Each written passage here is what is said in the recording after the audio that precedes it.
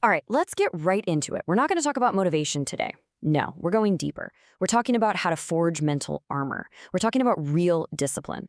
So let me ask you something, and be honest. Are you waiting? Waiting for that feeling to kick in before you start?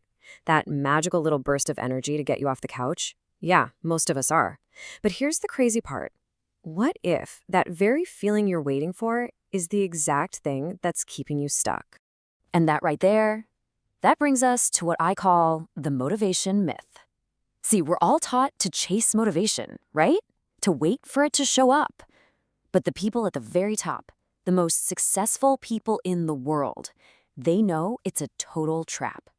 Okay, think about it like this. Motivation, that's like kindling. It's a quick, flashy spark. Yeah, it can start a fire, but it burns out fast. Discipline, though, discipline is the whole forest. It's this powerful, reliable engine that just keeps going day in, day out, whether you feel like it or not.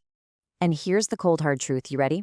If you only work when you feel like it, you've already guaranteed you're going to get average results. That's it. The top performers, they don't leave their success up to chance or how they're feeling that day. Nope. They operate on a whole different system. So, okay, if motivation isn't the answer, then what is? Well, it's a framework, a method, called the science of intensity. And look, this isn't some fluffy, feel-good self-help thing. The science of intensity is a real methodology, something used by the absolute elite, the top 1%. You gotta think of it like training in a mental lab or even a dungeon. It's a place where your feelings just don't matter. The only thing that counts is the work. Because this is the reality of what high performance actually looks like. It's not pretty. Forget all those polished training montages you see in movies. Real, hard work. It's messy. It looks like a train wreck. Sometimes it feels like a nightmare. It's all about doing the really hard stuff, especially when everyone else is taking the easy way out. Okay, so that sounds intense, right? The big question is, how do we actually start training in this so-called mental dungeon? How do we take this raw, intense mindset and apply it to our own lives? All right, get ready, because this is probably the most counterintuitive part of the whole thing.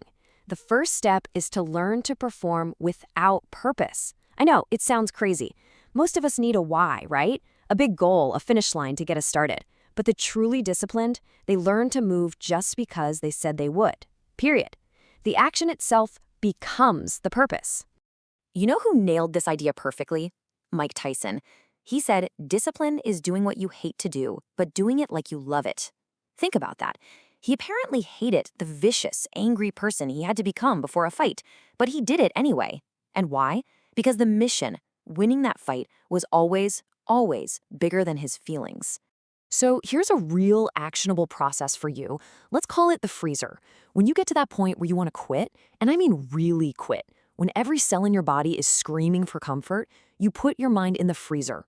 You mentally step outside of that misery and you dissect that little voice in your brain that's begging you to stop. Then your only job is to survive for 5 extra seconds. Just 5. And then you do it again. That repetition, that simple choice to endure for just a few more seconds, that's how you forge a hard mind. And all this difficult, really uncomfortable training, it has a very specific purpose. It's not just about being tough for the sake of it. It's about building your mental armor, forging it for the real battles that life is, without a doubt, going to send your way.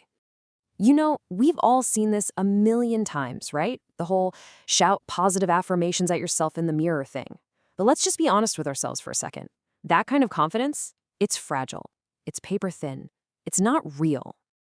No, true, unshakable, rock-solid confidence, it comes from just one place. Having a massive stack of undeniable proof. It's the confidence you get from looking back at all those times you really didn't want to do something, but you did it anyway. You can't argue with that kind of evidence. It's about outworking your own self-doubt. And speaking of self-doubt, let's talk about those excuses. You know the ones. I'm too tired. I'm too sore. I just don't have time.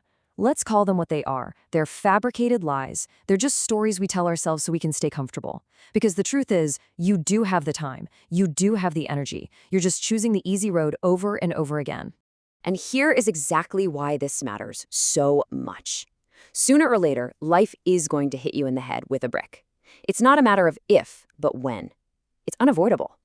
And if you haven't built this mental armor, if you haven't practiced through voluntary hardship, you will crumble when things get genuinely, truly difficult.